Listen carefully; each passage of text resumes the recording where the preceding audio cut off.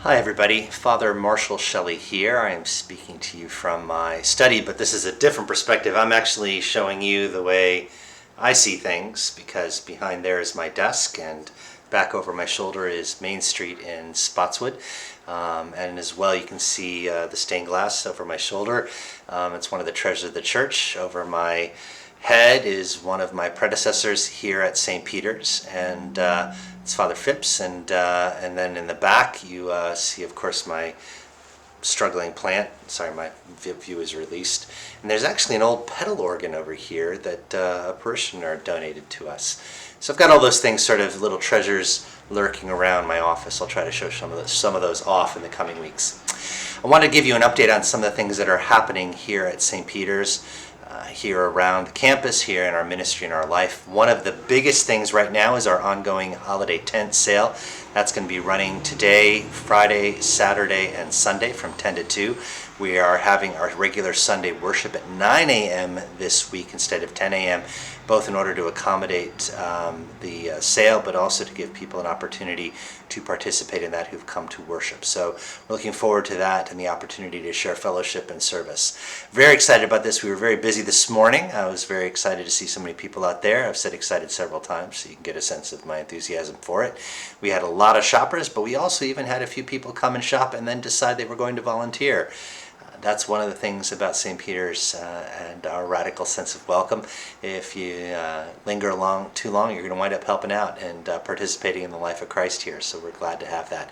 We had a very busy night last night at our soup kitchen as well. A lot of people got fed, and we were able to make do with some relatively light donations from our local businesses. But with that, we were able to accentuate it with some reserves we had in stock. So we're very grateful for that as well. I'm really thankful for all of our mission partners who continue to provide food for us to be able to feed the hungry and those who are stressed about food and fellowship in our community. My favorite moment last night was a person who came in, single person, a woman in her automobile.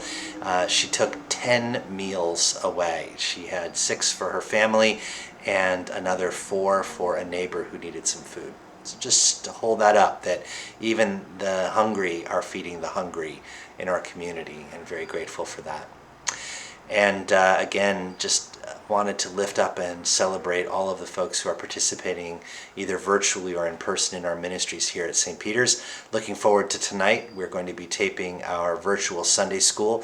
We've done 3 of those so far with our team, and we look forward to our 4th. Tonight we're going to close out the book of Genesis and our October series with the story of Joseph the dreamer. And the interpreter of dreams. So look forward to sharing that with you all. You'll be able to see a sneak peek of that in our community page and on our Facebook page, and then of course it'll publish and move to our website tomorrow. I wanted to share the word for the day, and the word for the day is tenacity. Tenacity is one of those words that I particularly love because it's a nice way of saying stubborn, which I am in spades. As well, it's a great image that I have of the sharp side, if you will, the spiky side of our resilience as a parish. Tenacity. Tenacity is when you take hold of something and don't let it go. You're going to follow it and work on it until it's resolved. Tenacity is the doggedness that you retain and hold on to a concept, the idea of a radical welcome in Christ, for instance, or to practice the idea of prayer, being tenacious in prayer, tenacious in intercession, tenacious in love and care for the other. There's a fierceness to it that I really appreciate. I got to see that tenaciousness last night.